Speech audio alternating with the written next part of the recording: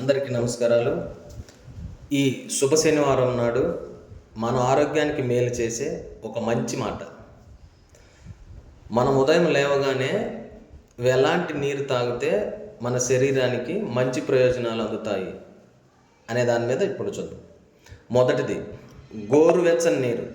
ఈ నీరు తాగడం వల్ల మన శరీరంలోని వ్యర్థ పదార్థాలని, మలినాల్ని బయటికి పంపుతుంది.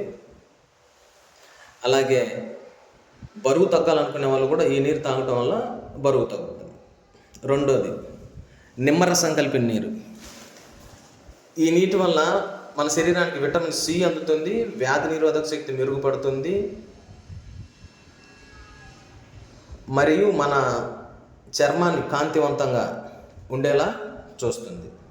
ఇక మూడోది తేనె కలిపిన గోరువెచ్చని నీరు. ఇది మన శరీరాన్ని ఎంతో దృఢంగాను బలంగాను ఉండేలాగా సహాయపడుతుంది, మరియు శరీర బరువు తగ్గడానికి కూడా ఈ నీళ్ళు ఉపయోగపడతాయి. ఇంకా నాలుగోది రాగి చెంబులో నీరు. మన పూర్వీకులు గతంలో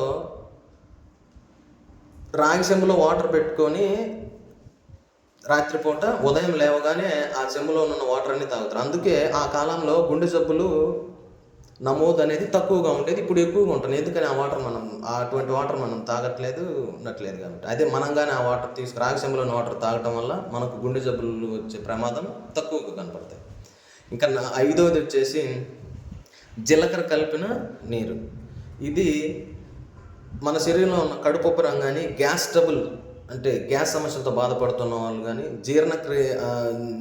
జీర్ణాశయ సమస్యలు ఉన్న వాళ్ళకి ఈ జీలకర్ర కలిపిన నీరు కూడా చాలా మన ఆరోగ్యానికి దోహదపడతాయి.